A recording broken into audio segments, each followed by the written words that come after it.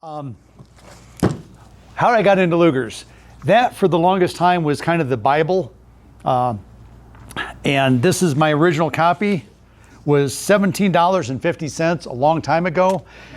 You know how you get the Sears catalog at Christmas and you go through it and list your toys and keep doing it until you got down to a dollar amount your parents would tolerate?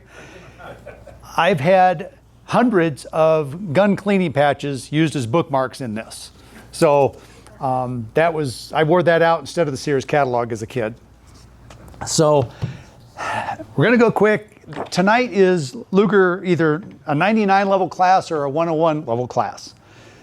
So there's a couple of ways you can approach Luger collecting.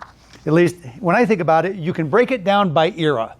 You've heard about, I don't think we had any that were pre-World War I.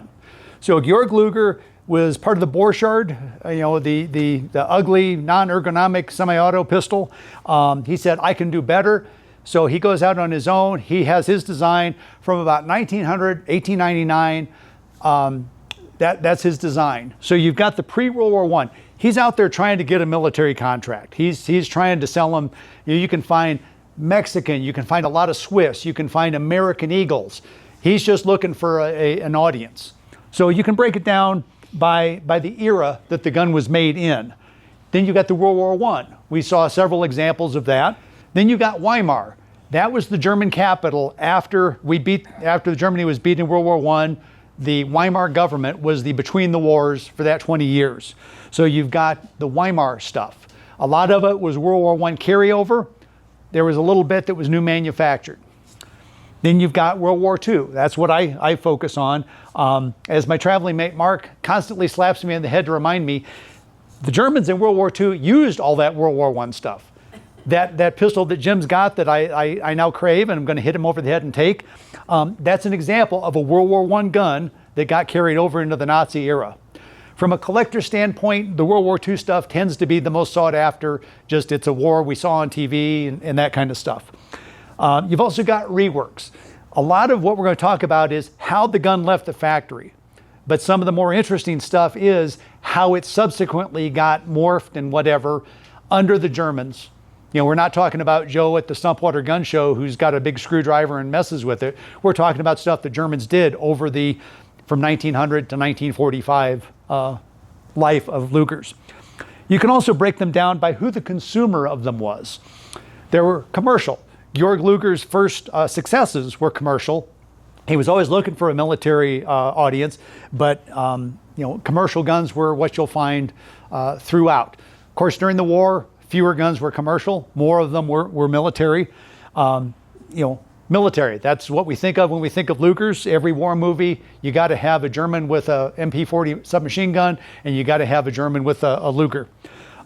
Police, you've got police, mostly, you don't find a lot of World War I era police. It starts kind of in the Weimar era, but you've got, as Jim mentioned, you've got various features that identify them as police. Then you get into the Nazi era, and your police are really a paramilitary. They're not traffic cops. They're, some of the bad people maybe that were doing concentration camps and the like. And then you've got contract. We talked about the Mauser banner. So when the military guns were marked with a code, a manufacturer's code, what's called a Fertigungskennzeichen, or a manufacturer's code, trying to disguise where this was made so we didn't bomb it. But if it was commercial, then it was openly with like the Mauser name or the DWM. That's the World War II or the World War I and earlier manufacturer. So you'll be able to get into those four different kind of categories of who was the consumer of the gun. Breakdown by maker. DWM, Deutsches Waffen- und Munitionsfabriken, made half of all Lugers. That was the company of George Luger from 1900 to about 1928. Most everything was made by DWM. You've also got some other World War I ones. Erfurt was a city in Germany, was a German arsenal that made military-only Lugers. Spandau. The reason I've got that highlighted, you don't need to worry, you'll never find one.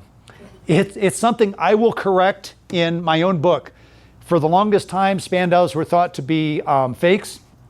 If you knew John Eckert, a premier Luger collector and expert and researcher, he had done some research that convinces me that there actually were some. Spandau was just like Erfurt. It was a government arsenal. There aren't too many. You'll never find one. And if you do, if it's legit, it's going to go for more than you want to spend. And if it's not legit, you don't want to get stuck with a fake. So just know that they're there. Don't worry about finding one. Simpson. After World War I, the Allied Control Commission said, we're going to clamp down in the Treaty of Versailles. Germany, you're limited to a 100,000-man army. We're going to inventory all your firearms. From that point on, they still needed new manufacturing. But we weren't going to let DWM, we weren't going to let two government arsenals. So the Allied Control Commission says, we're going to dictate who gets to make these. A Jewish company, Simpson & Son in Suhl, Germany, was the sole official manufacturer of Lugers during that Weimar period. I've got a Simpson here somewhere. Some interesting stuff. For the most part, they will have their name, Simpson & Son in Suhl. As the Hitler came to power in January of 1933, as you might guess, a Jewish company that represented the draconian measures after World War I was not going to survive real well under the Nazi regime. So later ones, they dropped the name and they just had a big S. Not the S you'll find here. We'll talk about what the difference, but on the toggle, that's the manufacturer in 99.9% of the cases. By the way, any Luger rule, there's always at least one exception. But 99.9% of the time, the maker is by name or code on the toggle. The date is normally what you find up here on the receiver, or what's commonly called the barrel extension. So Simpson is your maker between the wars. Swiss burnt. So the Swiss were an early adopter of the Luger, so much so that they licensed the design and made some of their own.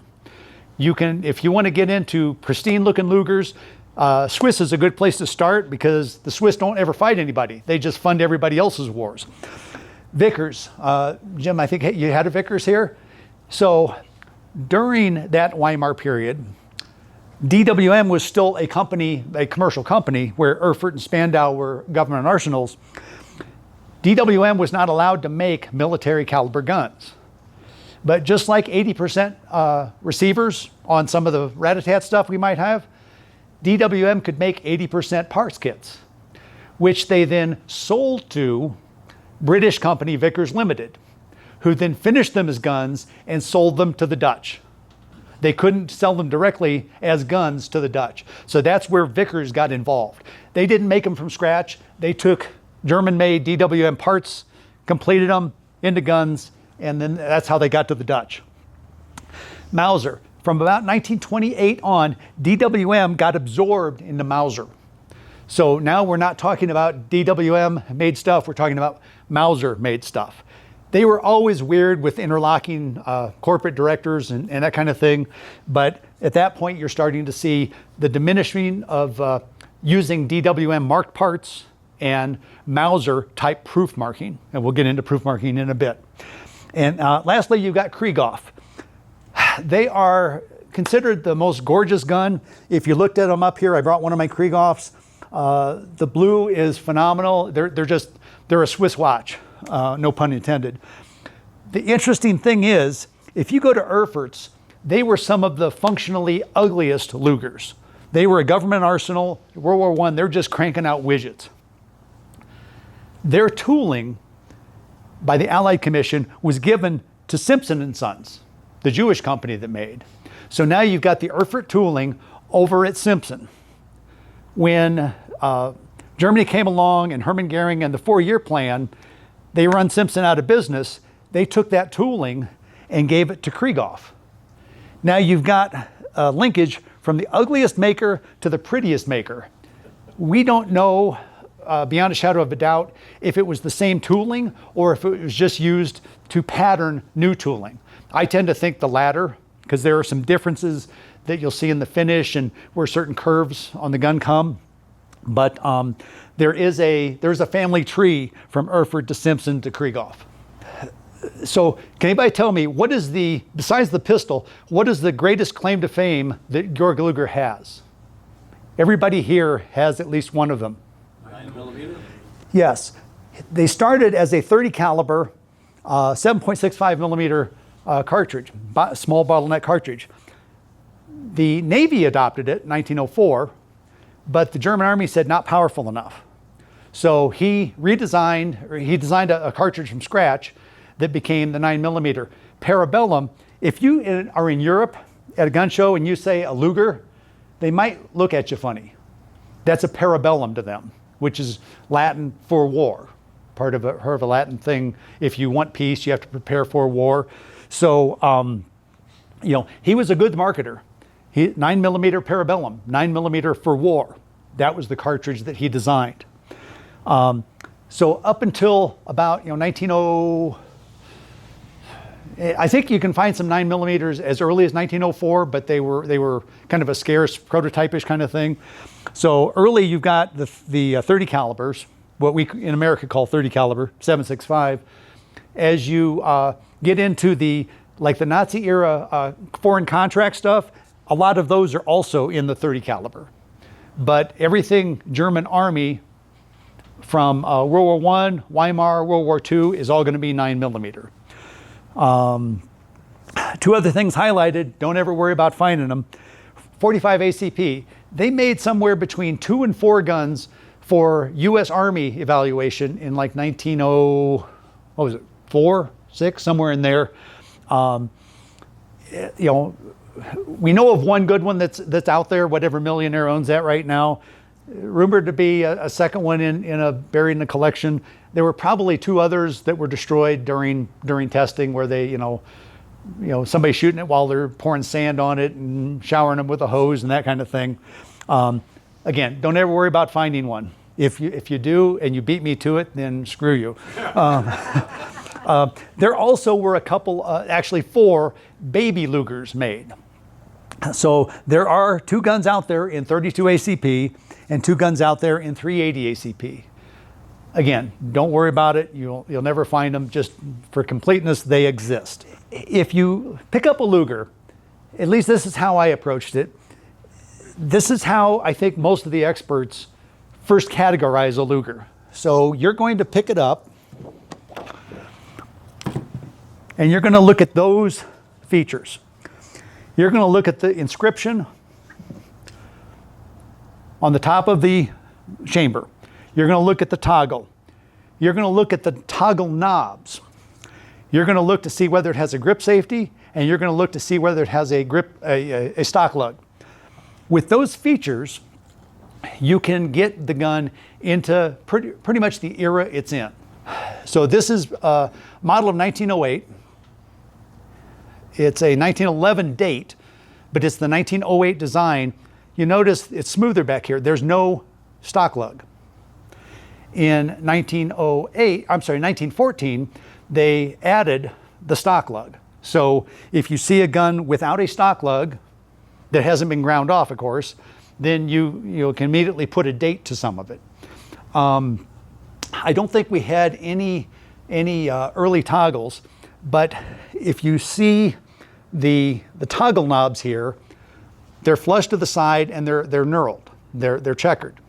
If you ever see one that go out like gull wings, those are the earlier ones, like 1900, 1902, 1904. There's differences in the toggle train as well on those, but you just look at those toggle wings and it's like, okay, I know that's an extremely early, pre-World War I gun. So your chamber inscription, 99.9% of the time, that's going to be a date. Dates show up in 2 different ways. The Treaty of Versailles limited the manufacture of new guns. So when Hitler came to power in January of 1933, he said, we have to disguise what we're making and where and when. So they used a letter system. So if you have a K here, that was the letter code for 1934. So the first full year that Hitler was in power. If you have a G, that's 1935. Hitler announced rearmament in January of 1935. So by 1936, the world knows they're rearming. He doesn't have to code them. So from 36 on, you've got an open date, not a letter code. Except one of the makers, Krieghoff, was still using a letter code. So you've got an S. S would have been the letter code for the date of 1936. In 36, Krieghoff used the S for a few months. Then they went over to just a full date, either a 36, a 2-digit date, or a 1936 4-digit date. So, but with few exceptions, and we actually have an example thanks to Art. So here's one of the places where, okay, the toggle inscription was 99.9% of the time was the maker's name or code. This is a Bulgarian, and they wanted something different. In this case, there's no date. The maker code, DWM, is up here on the chamber, and the Bulgarian crest is here on the toggle. So that's the exception to the rule. For DWM, it's going to say DWM in a very script fashion. Erfurt, it's going to have the word Erfurt under a crown. Spandau, it's going to look just the same, crown over Spandau. Simpson, it's either going to say Simpson and Son, Simpson and Son Sewell, or the big S. Swiss Bern, it's usually a cross and a shield. Some of those are also marked DWM because this was before the Swiss were making their own and they were just buying large contracts. Vickers, they're going to say Vickers Ltd, Vickers Limited. Mauser, the military ones the commercial ones are going to have the Mauser banner, Mauser barrel. You know, it's like a barrel chopped off, a football shape chopped off with the word Mauser across the middle of it. Militarily, they started as S/42. Then they went to 42. They dropped the S/. Then they went to BYF. So this is just the Germans updating their coding system, their Fertigungskennzeichen, during the war. Krieghoff, you've got the two. You've got Krieghoff over, or an anchor over Krieghoff, or you've got anchor over Krieghoff-Sewell. Thumb safety. This is probably the most arcane thing you have to look at in depth, but it's how the safety is marked. Sometimes it was marked, I don't think we have an example here, but sometimes it'll just be ground white. There'll be an elongated sausage, elongated oval that's just ground white. Most of the time it's going to have the word gesichert, safe. We've got a couple examples where it's roost, that's Dutch for safe. There are some that were made for sale in English-speaking countries that actually say safe. They're very scarce, but they do exist. There's at least one late war Krieghoff that is reported that says Führer, so it says fire. So instead of marking it with words on the safe position, it's marked for fire on the active position. Grip safety. Grip safeties were standard for 1900 through about 1906, 1908, and then you started to see them drop off. If we have time, we'll get into the patterns where you saw a resurgence of some of the grip safeties in, like after Mauser absorbed DWM. They're not real common. Most military guns, especially all the World War IIs and most of the World War Is are without a grip safety, but it is a way to differentiate. And then the stock lug. We've got an example that Mark was nice enough to bring in because I don't have one. So Jim had an artillery. There's the Trommelmag. There's the snail drum that they talk about. So there's what the whole ensemble looks like. You know, most of them are going to be a 4-inch barrel and 9mm. If you get some of the earlier ones, some of the pre-World War I, some of the 1900, 1902, 1904 patterns, you're going to have I think it's a 5-inch barrel, and it's just a sleeker looking thing in the 30 cal. But then when the Navy got it, they said, we want something a little different. So this is an example of a Navy. You notice a longer barrel and an adjustable sight. So these are probably some of the prettiest Lugers just in design. And because they were carried near salt water, A lot of them have been refinished. Some of them are on their third or fourth refinish, but finding an original Navy is that's a prize. So, so you had the artillery with an 8-inch barrel and adjustable sight. You had the Navy with a 6-inch barrel and a different adjustable sight. You had your standard looking 4-inch barrel with fixed sights. And again, there were the babies. I can show you pictures if you really need, but those were the ones in 32 or 380. You won't, don't worry about them. So if you look at those features on a gun, and then you go through a flow chart, say, does it have a grip safety? Yes, no. Does it have a stock lug? Yes, no. Is the chamber marked DWM or something else? How's the safety marked? Then what I've done is I've researched, that leads you to an index number. Then you can go to that index number and you can find everything you need about the gun you're looking at. So that's, jokingly when I say breakdown by Aarron, it's not really any one of those. It's a combination that uses the physical features and some of the markings. In the worst case, that will get you to about 6 or 8 guns. Then you've got to look at serial number ranges. You've got to look at proof marks. You got to look a little deeper. Okay, then you get into the 19 new pattern. Now you're in 9mm. You still have the dished toggle knobs. You still got, I talked about the difference in the toggle train. You've got a flat top breech block as opposed to everything that's here. You're still going to have a grip safety. They went from a 4-groove to a 6-groove rifling when they went to 9mm. And for the most part, you're not going to have a stock lug, except for carbines.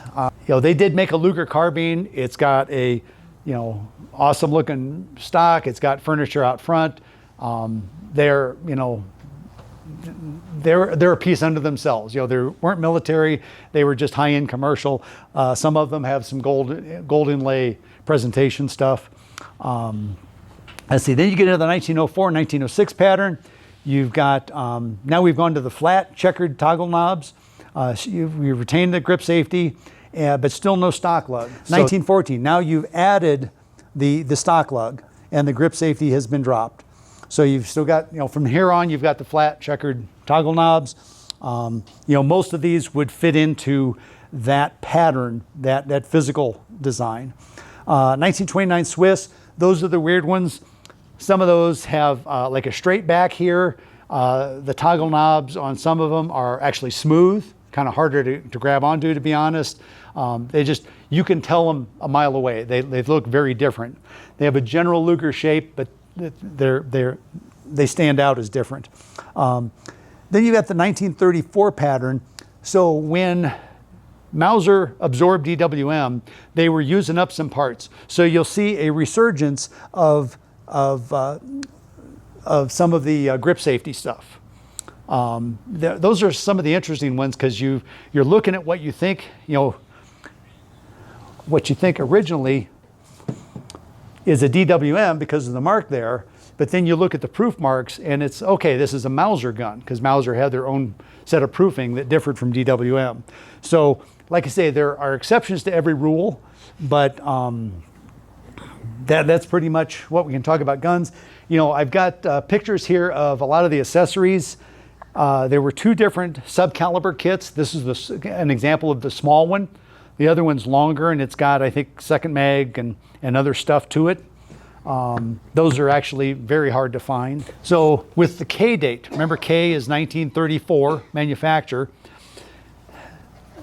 All Luger holsters, almost all, are going to have a pocket sewn in here for the loading tool. I didn't have time or didn't think to bring one, but it's a little L-shaped screwdriver with wings that help you, it doubles as a mag loading tool. You put it on the little button on the mag and with one thumb you can push down so you can more easily load. So almost all Luger holsters have a pocket for that. The K-date, the 1934s, also have this extra flap to hold in a cleaning rod. But after 1934, they kind of dropped that. So if you open that up, you can tell right away, oh, that's a 34. It also is dated, but even if the date's faded or whatever, you can tell when that was. Most Luger holsters you're going to find are going to fit this pattern. Black leather, white stitching, single pocket, lifting strap, single mag pouch on the side, P08, 2 belt loops, and then the maker code, the Fertigungskennzeichen, the date, and the inspector eagle over some number here. There are exceptions to that, but this is usually what you're going to find in Luger holsters. One of the exceptions is in 1941, they were running short of cows. So they used pigskin. So you can tell by the texture of this. Now they're also, not so much in Luger, but in P38 holsters, you'll find pebble grain leather. This is different than that. This is definitely pigskin. Once you get to seeing them both, the pebble grain has a larger grain size. The pigskin has a smaller dimple size. So they're just, if you had them side by side, you'd be able to tell. But you tend to find those in 41. Pigskin doesn't wear as well as leather. It gets bad at times. In World War I, most of your holsters were brown leather. In World War II, by that era, especially even before the war, the German Army Code said we're gonna dye those black, or we're gonna have them come from the factory black. That said, this is a 41 date, and it's still brown. It's not Luftwaffe marked. In fact, most of the Luftwaffe, because you see Luftwaffe with brown accessories, but this is still Army.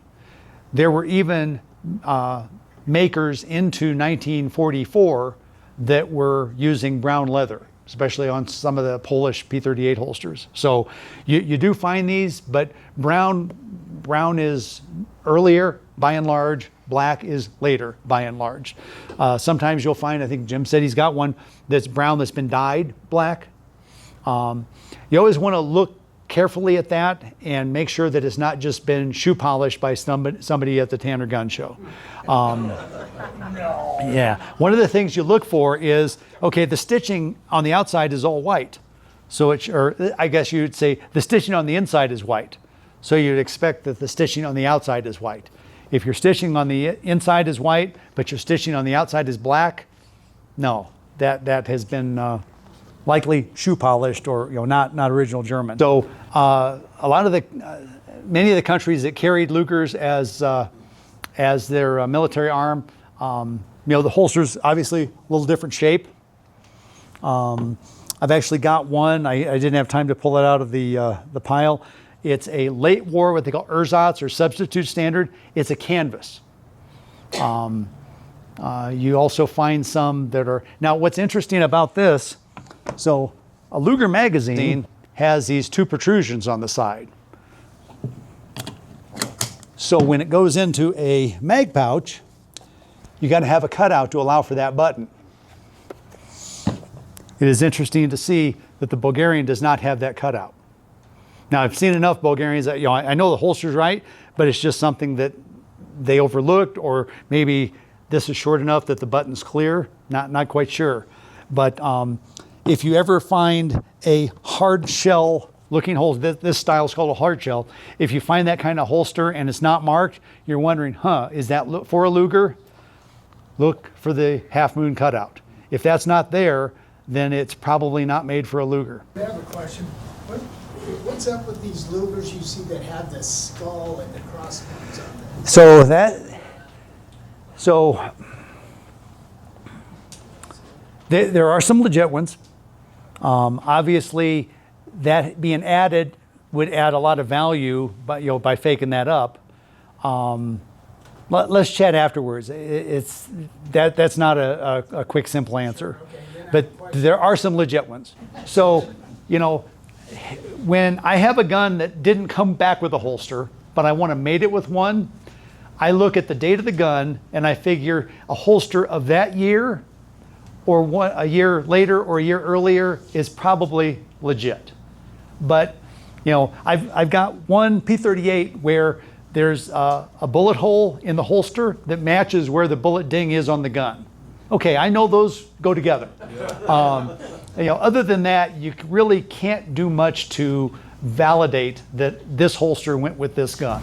Stock lug, did they they put them on just in case you had a stock? Actually, that's a very good, for the most part, no. They didn't have stocks for almost all Lugers.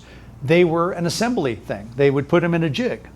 So it was a convenient place to hold it while they were assembling the parts. We call it a stock lug because it's the same thing that takes the stock for a Navy or takes the stock for an artillery. So it's the same shape, but instead of a stock, they had a jig on a bench and they would hold it that way. And who were the artillery guns issued to? Artillery troops. So it's their version of a, even less so than a carbine, right? As opposed to, we had the Russian carbine. So you're not giving your full-length battle rifle to your ancillary and rear area troops. So, but if your artillery unit's about to be overrun, this is better than that. Or at least that was their thinking. So one other thing I want to cover real quick, you hear the term Black Widow, ooh, that's a Black Widow. So Jim showed a 1937 date, which was the last half a year where the small parts were strawed, where you've got the brass belt buckle looking trigger and takedown lever and safety lever. The second half of 37 on, all those parts were blued, and they went from a rust blue process to a salt blue process. But even later in the war, they went from wood grips, walnut grips, to black plastic. They went from aluminum-based mags to black plastic-based mags. So Ralph Shattuck, may he burn in hell, came up with the term Black Widow. And there's nothing special about them. It's just a late war gun with late war features. Did the SS really mark their guns? They did not mark their guns. I have a Simpson. Mark was with me when I bought it. I was all happy because I wanted a Simpson that still had the name, but was late enough that would have been during the Nazi era. So I'm all happy with this gun. I'm at the Phoenix show. I'm just slobbering on this thing. Mark's like, "Did you look at this holster?" I'm like, "It's a black holster." Right here, it has a Totenkopf, a death's head. Yep. That gun came back as an SS gun. Ironic, it was a Jewish-made gun carried by the SS. But no, they did not mark their guns. That's what I thought. Now, the police guns, and we can talk about this, if you look at the photo evidence, early, like pre-war, you'll find traffic cops, you'll find criminal cops with Lugers on their holster, Luger holsters on their belt. You don't find that as the war progressed. Yet you've got police purchased and police marked guns in 39, 40, 41, 42. By that point of the war, they weren't given combat caliber guns to traffic cops.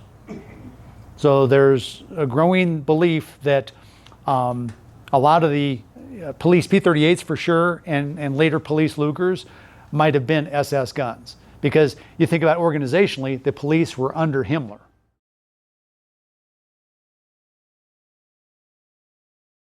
The possession of this through a friend whose father's died, and I had no idea. It took me about 15 minutes to figure out how to open up the chamber. And when I found out what it was, I just got tickled. It is a Quackenbush from the early 1900s. This guy, Henry Marcus Quackenbush, 1847 to 1933. He was an inventor and industrialist up in Herkimer, New York. His company made air rifles. They made 22s. They made this type of rifle with a skeleton stock for bicyclists. He also was a co-inventor of the extension ladder. He invented a spring-loaded nutcracker. And he also played a key role in the standardization of shot sizes for shotguns. So, I just got tickled pink with that last name and everything, and I have not shot this, but it's kind of slick, a little single shot, and it's a right angle chamber. 22? 22, yeah. And this is a model, let's see, 1938, Mosin Nagant. But it made its way from Russia down to China. And this rifle is a North Korea pickup, and it has these Chinese characters on it. Well, I learned that there's a lot of Asian people in this country who don't read Chinese. And I think a lot of it's just because, I needed to find somebody older. Most of these were native born, but by chance, I was getting my ski boots on in the parking lot at Copper Mountain, and up drives these two young Chinese students going to school, college up in Massachusetts, and they spoke fluent Chinese. And what he told me was there's two characters.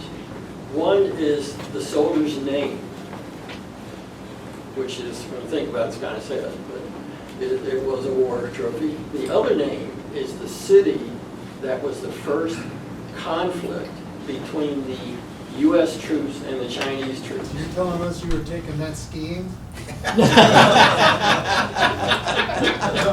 I wonder why they looked me funny at me when I talked about it. No, I had a picture of it. I brought two Winchesters that are in their place first in certain categories. This one here, and it's not collector quality, it's a junker, but you can't find them anymore. It's a model 1900, and it's the first Winchester bolt-action 22 made. They made that back in 1900, and one book says they made 100,000 of them. The Mattis book says they made 1 million of them. I don't know, it doesn't matter. But you can't find them anymore, and if you do find one, they're not really high quality. Anyway, first bolt-action 22 Winchester ever made. Oh. This was the first 22 bolt-action made. Yeah. Jim, does that one cock on closure? Do you have to like pull the thing back after you close the cartridge in? This one? Yeah. Yeah. Yeah, you gotta cock it, yeah. Okay, after you close the bolt, Yeah. Well, wait a minute. Yep. yeah. There you go. Yeah, that's the way the one I had before. This one here is the first Winchester high-power bolt-action. That's an 1883 model. Hotchkiss is called. Winchester, for some reason, people wanted liver actions, but anyway, Winchester came out with a bolt-action. This is the first one they made, the Hotchkiss 4570 caliber. It's kind of unique in it's a 5-shot repeater. You load it here, and the bullets go in the stock.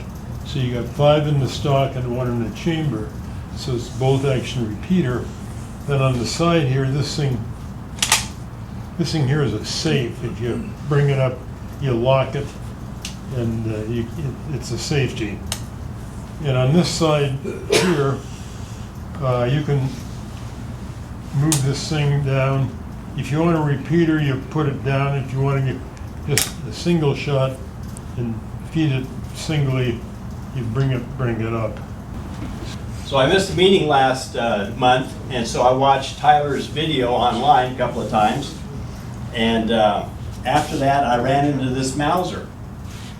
And I don't know a lot about World War II stuff, but this is a Turkish gun.